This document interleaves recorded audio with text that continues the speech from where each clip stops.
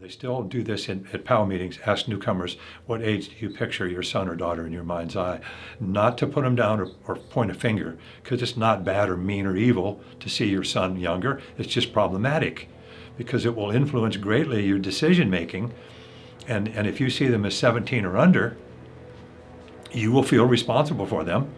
And then that will be very powerful pull on your heartstrings then to help them back to the carpet bombing or the carpet helping. I will help you all the time, every time, anytime, no matter what, even though I know, a part of me knows you're putting it in your veins, this drug. It tears me up to know that. So by understanding it better, we can make adjustments sooner, I hope, I believe, and I have seen.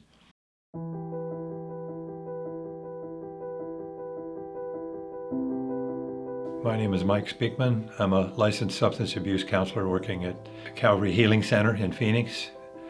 I'm also a life coach working in private practice where I work with parents, and I'm also the founder of PAL, Parents of Addicted Loved Ones, and I wrote a book about it as well called The 4 Seasons of Recovery for Parents. So that's a lot of stuff. That's me. There is a theory behind the need of PAL in the first place, and part of the theoretical base is by learning about that your adult child is an adolescent trapped in an adult body in 90% of the case. There's statistics, multiple statistics, that 90% of all addicts and alcoholics started using drugs or alcohol in their teenage years. And so the common theory then is that that's when their emotional growth was sort of arrested or delayed. And so they grew physically and grew intellectually, but the emotional growth, which by the way is invisible, so you don't get to see it, like you can see the intellectual and the physical, the emotional growth was stunted, so they're still an adolescent in their adult body. And that's what the PAL curriculum is teaching about. How do I understand a little more about that? And then how do I deal with that? And so it's based on the theory of the concept of rite of passage, that our culture doesn't really have a structured rite of passage, and it never really did have a structured one, but we've always had an unstructured one. And unstructured means we don't really know what it is. It's not documented or written down, but it was always there. So if we look historically and go back in time to 160 years ago in our country, 90% of the population lived in small farming villages.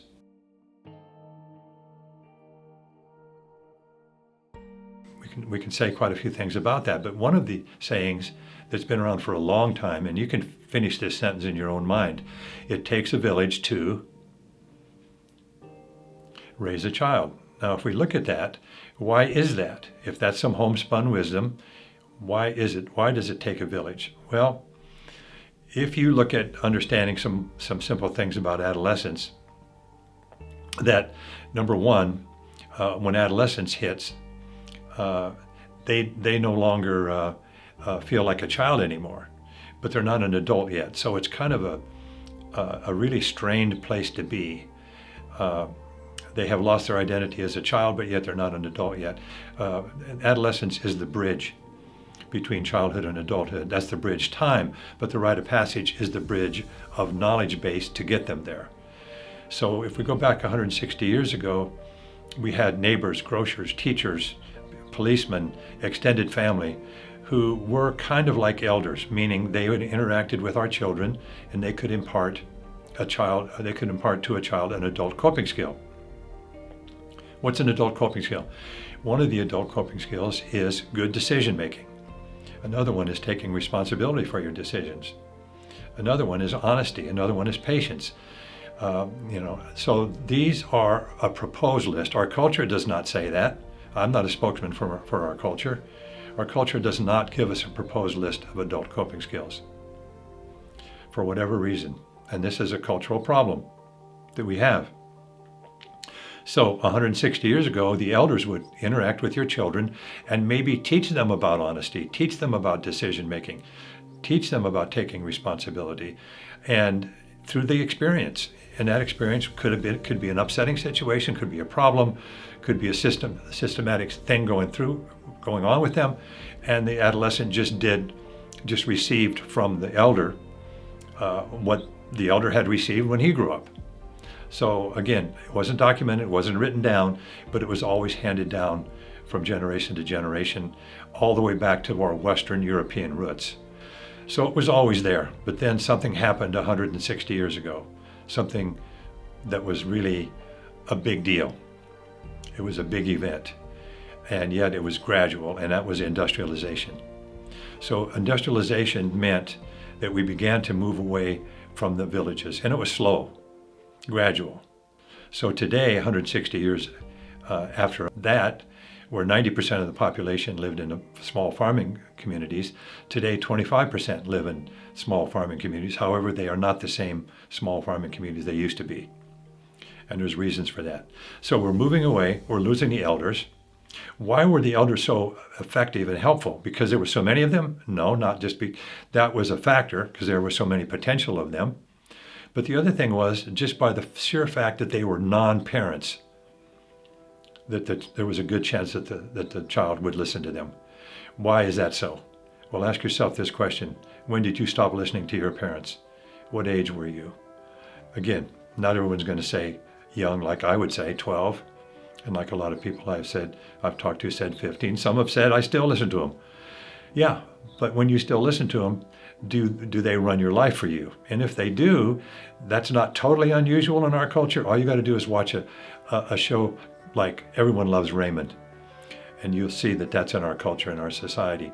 So this is problematic, because if we lost the elders gradually, because we don't even know our neighbors, and you as a teacher, you don't touch my child, you don't talk to my child like that, and we don't have time because the teachers have to work 3 jobs.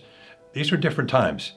So now the parents were pushed into the elder position, which is a failure position by this theory, because the children are not listening to them. By the way, what does Charlie Brown hear when his parents speak?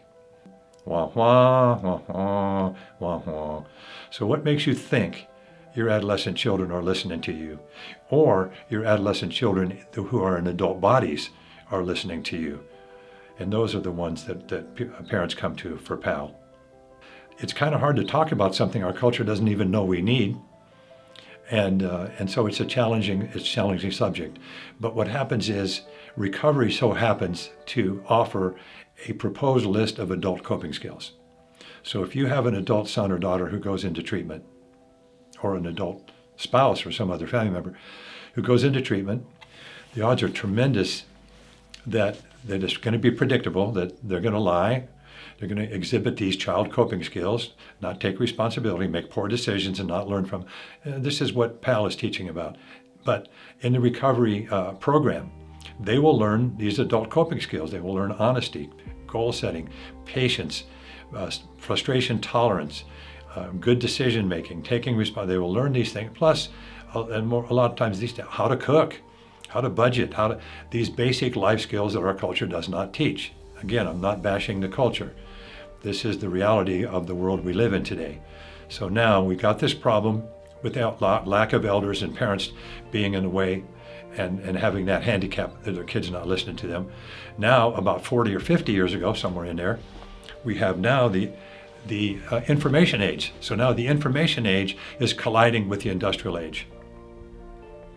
So now what we have is these adolescents who are wanting to be free and be adults sooner, and they're learning a lot about life without really learning about life through the information glut on the internet.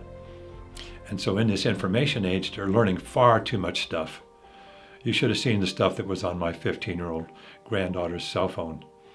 You know, it would make your hair raise. You know, and the young kids today using drugs. You know, they used to use, start maybe 15 or 16, now it's 12, well, now it's 10. It keeps getting younger and younger. So there's a lot of pressure on them to grow up, while at the same time they're not learning life skills. And there's no one person to blame on this. We need to wake up and see that. So then if you send your son or daughter or other family member to recovery, and they are successful, then we could say that it is the default rite of passage. Recovery is the default rite of passage into responsible adulthood for the majority of adult addicts and alcoholics today.